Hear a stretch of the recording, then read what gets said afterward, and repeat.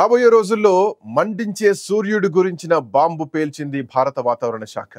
2 తెలుగు రాష్ట్రాల్లో మార్చి నుంచే సాధారణం కంటే అధిక ఉష్ణోగ్రతలు నమోదు కానున్నాయి. ఏప్రిల్, మే నెలల్లో మరింత ప్రభావం ఎక్కువగా ఉండనుంది.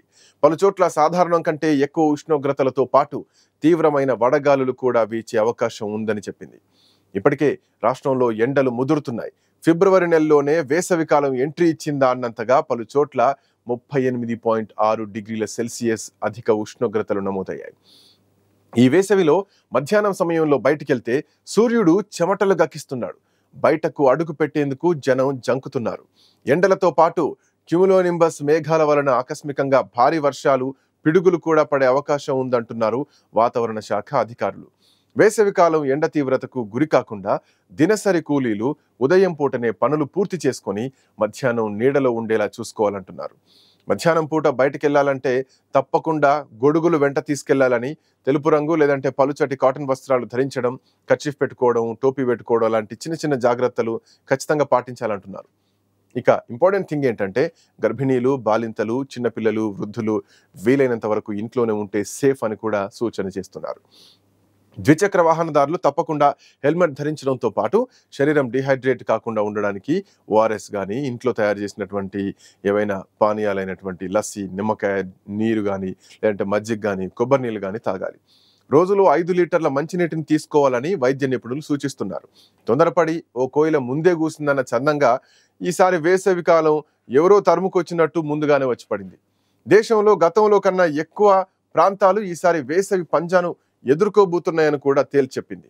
ప్రస్తుతం దేశంలోని చాలా ప్రాంతాలు డిమాండ్కు సరిపడా కరెంటు ఉత్పత్తి కావడం లేదు. హైడ్రో ఎలక్ట్రిసిటీ ఉత్పత్తి బాగా తగ్గిపోవడమే ఇందుకు కారణం. గత 38 సంవత్సరాలుగా చూడని కరెంటు కొరతను ఈసారి దేశం చూడబోతోందని నిపుణులు అంచనా వేస్తున్నారు. దాంతో రాబోయే కొన్ని నెలల్లో బొగ్గు వినియోగం గణనీయంగా పెరగనుంది.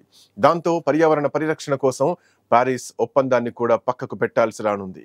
ఇది ఈ వేసవి కాలం దేశం ఎదుర్కోబోతున్న అతి పెద్ద సమస్య. ఈ సమస్య కారణంగా రాబోయే 2030 కల్లా నేషనల్ జీడిపి 45% పెంచుకోవాలన్న ప్రణాళికపై కూడా ప్రభావం పడనుంది. అది 2005 స్థాయికి పడిపోనుందని కూడా నిపుణులు హెచ్చరిస్తున్నారు. ప్రస్తుతానికి వస్తే ఇప్పుడు రోజు 38 నుంచి 40 డిగ్రీల సెల్సియస్ మధ్య నమోదవుతోంది.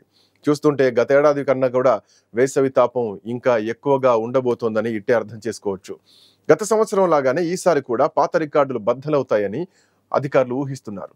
పోయిన 2 సంవత్సరాల్లో మార్చి నెలలో కాసినటువంటి ఎండల తీవ్రత 1901 నాటి రికార్డులను అధిగమించిందని కూడా ఐఎండీ తెలిపింది. ఆ తర్వాత వరుసగా ఏప్రిల్, మే, జూన్ నెలలు వేటికవే అత్యధిక ఉష్ణోగ్రతల్లో కొత్త రికార్డులు నమోదు చేశాయి. రాబోయే రోజుల్లో ఈ తీవ్రత పెరగక ముందే మనం జాగ్రత్తలు తీసుకోవాలి. కానీ పెరుగుతుందే తప్ప తగ్గే పరిస్థితి లేదని వాతావరణ శాఖ అధికారులు చెప్తున్నారు. ఈసారి వర్షాలు కూడా బాగానే కురియడంతో నీటికి ఇబ్బంది ఉండే అవకాశం కనిపించడం లేదు. కర్ణాటక రాష్ట్రం ఎప్పుడూ దేశంలోకెల్లా అత్యధికంగా నీటి ఎద్దడిని ఎదుర్కొంటుంది. గుక్కెడు మంచినీరు కోసం అక్కడి జనం అల్లాడుతుంటారు. భూగర్భ జలాలు లోతులకు కూడా పోతున్నాయి. పోయిన సంవత్సరం ఎల్నినో కారణంగా దక్షిణాసియా ప్రాంత దేశాలన్నీ తక్కువ వర్షపాతాన్ని నమోదు చేశాయి. నిజానికి ప్రతిసారి జూన్ నెల మొదట్లో కేరళను తాకాల్సినటువంటి ఋతుపవనాలు 7 రోజులు ఆలస్యంగా వచ్చాయి. ఆ తర్వాత సెప్టెంబర్ వరకు మెరుగ్గానే వర్షాలు పడ్డాయి. కొన్ని చోట్ల భారీ వర్షాలు పడ్డంతో వరదలు కూడా ముంచుకొచ్చాయి. ఎండల తీవ్రత పెరుగుతూ ఉండడంతో జలాశయాల్లో నీరు ఇంకిపోతోంది. రిజర్వాయర్లలో నీరు కూడా అంతంత మాత్రంగానే ఉందని చెప్పుకోవచ్చు. ఈ 3 నెలలు ముఖ్యంగా గుజరాత్, మధ్యప్రదేశ్, మహారాష్ట్ర, కర్ణాటక, కేరళ, లక్షద్వీప్, అండమాన్ నికోబార్ దీవులు, తెలంగాణ, ఏపీ, ఒడిశాల్లో ఉష్ణోగ్రతలు, వడగాల్పుల తీవ్రత అధికంగా ఉండొచ్చని వాతావరణ విభాగం హెచ్చరిస్తోంది. మండే ఎండలు, తీవ్రమైన వడగాల్పులు, కుండపోత వర్షాలు, మెరుపు వరదల్ని ఎవరూ ఆపలేరు. అవి మితిమీరిన ఇంధన వినియోగం, పరిశ్రమల్లో బొగ్గు, ఇతర ఇంధనాలను మండించడం కారణంగా పర్యావరణం దెబ్బతింటోంది.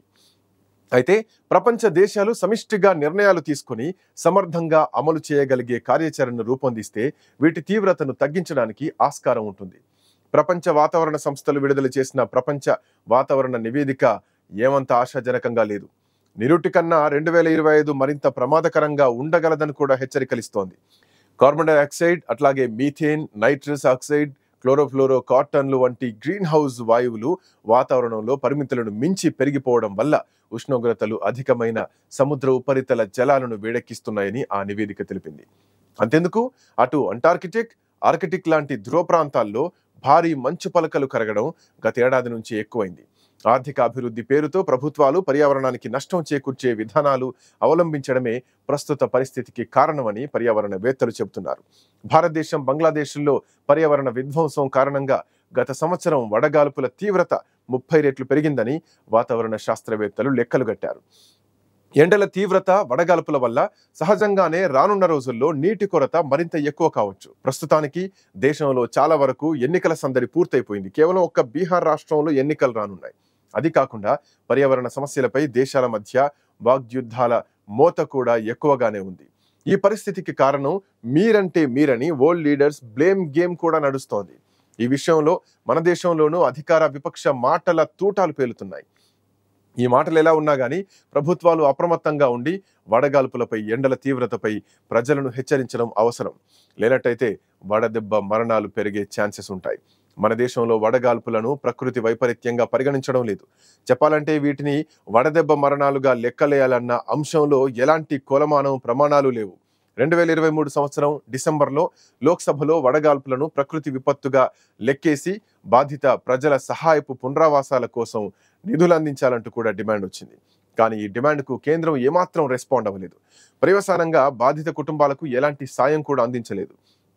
కేవలం కొన్ని రాష్ట్రాలు మాత్రమే ఇందుకు మినహాయింపుగా ఉంటున్నాయి.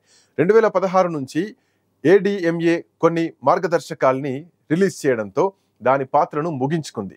ఎండ తీవ్రత ఎక్కువగా ఉన్నప్పుడు ఆరుబయట కార్మికులతో పని చేయించకుండా చూడడం, ఎక్కడికక్కడ తాగునీటి సౌకర్యం కల్పించడం, ప్రజారోగ్య సిబ్బంది సంసిద్ధంగా ఉంచడం, అవసరమైన ప్రాంతాలకు సహాయ బృందాలను తరలించడం కీలకంగా ఉంటుంది.